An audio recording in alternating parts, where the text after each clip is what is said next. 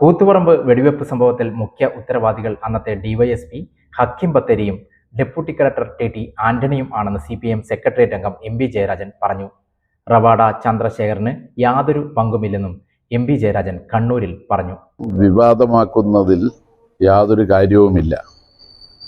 സാധാരണഗതിയിലുള്ള നിയമ നടപടിക്രമങ്ങൾ മാത്രമാണ് പുതിയ DGP നിയമനത്തിലും പാലിച്ചിട്ടുള്ളത്. 2021 മുതൽ സുപ്രീം കോടതി നിർദ്ദേശിച്ച മാർഗരേഖ കൂടി നിയമന മാനദണ്ഡമായിട്ട് മാറി. അതിൽ വ്യക്തമാക്കപ്പെട്ടിട്ടുള്ള കാര്യം, സംസ്ഥാന സർക്കാർ യോഗ്യരും കഴിവും പ്രാപ്തിയും സീനിയോറിറ്റിയുമുള്ള പോലീസ് വകുപ്പിലെ ഉയർന്ന ഉദ്യോഗസ്ഥന്മാരുടെ പാനൽ തയ്യാറാക്കി കേന്ദ്രത്തിലേക്ക് അയക്കുക. കേന്ദ്ര സർക്കാർ യൂണിയൻ PSC വഴി സ്ക്രൂട്ടിനി നടത്തി ഒരു ഷോർട്ട് ലിസ്റ്റ് തയ്യാറാക്കുക. യഥാർത്ഥത്തിൽ അതിന് നിയോഗിച്ചത് ഒരു 5 അംഗ കമ്മിറ്റിയെയാണ്. കേരളത്തിൽ നിന്ന് ചീഫ് സെക്രട്ടറിയും DGPയും ആ 5 അംഗ സമിതിയിലുണ്ട്.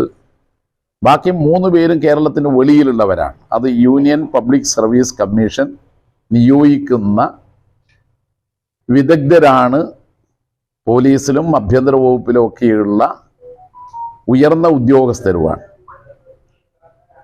ഈ 5 അംഗ സമിതി 3 പേരടങ്ങുന്ന യോഗ്യരായ ഉയർന്ന ഉദ്യോഗസ്ഥന്മാരുടെ ലിസ്റ്റ് സംസ്ഥാന സർക്കാരിന് അയച്ചു നൽകുകയും സംസ്ഥാന സർക്കാരിനോട് നിർദ്ദേശിച്ചത് പ്രകാരം ഈ 3-ൽ നിന്നും ഒരാളെ സർക്കാരിന് തീരുമാനിക്കാവുന്നതുമാണ് എന്നതാണ് അതിലെ DGP നിയമ മാർഗരേഖ.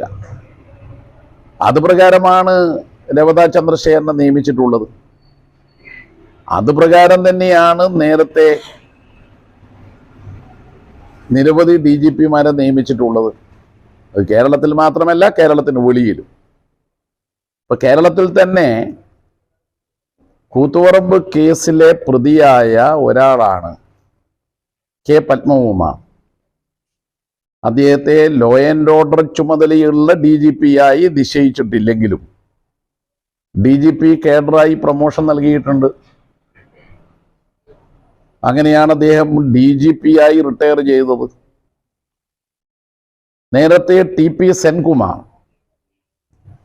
അദ്ദേഹമാണെങ്കിൽ MG കോളേജിൽ കയറി പോലീസ് അതിക്രമങ്ങൾക്ക് നേതൃത്വം കൊടുക്കുകയും ഒപ്പം